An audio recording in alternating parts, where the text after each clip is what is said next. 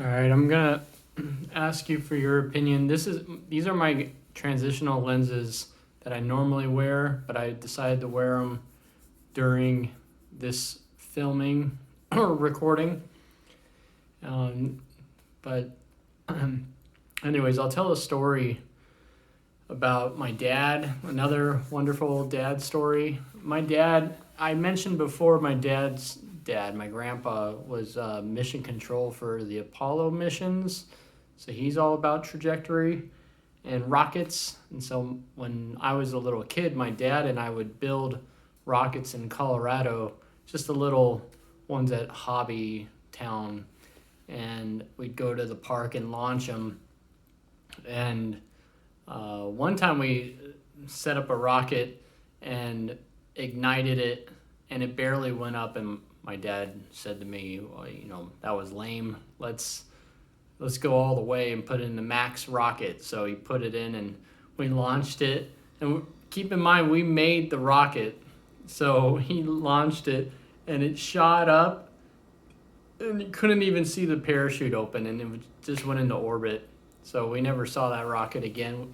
So we got to shoot it twice. But hey, it made a great memory. Then later, we made another rocket a few years later, and we were in Colorado again, and I was a teenager, and he decided on a very windy day. We lived in Highlands Ranch, Colorado, and they called them green belts, and it's where two neighborhoods face each other. In between the neighborhoods is like a park or wildlife preserve, and there's like bike trails, so it's not a preserve, but anyways, there was lots of trees and meadows in the middle, and my dad decided that we would shoot a rocket off our balcony.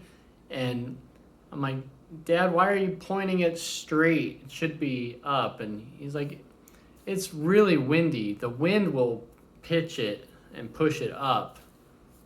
I'm like, no, Dad, it's a rocket. It's gonna shoot straight through the wind. I don't think the wind's strong enough to push a rocket up. And he's like, no, for sure. And my dad's really smart, but on this day, he was funnier than he was smart. He put the rocket straight and shot it right into the green belt. It did not go up in any way. It just went straight and into the trees. And I'm like, I'll go find the rocket.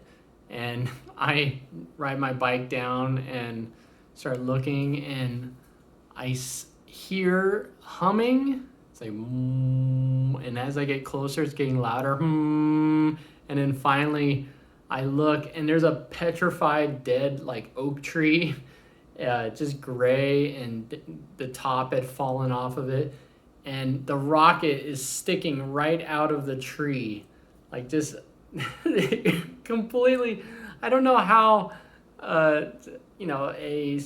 What was it?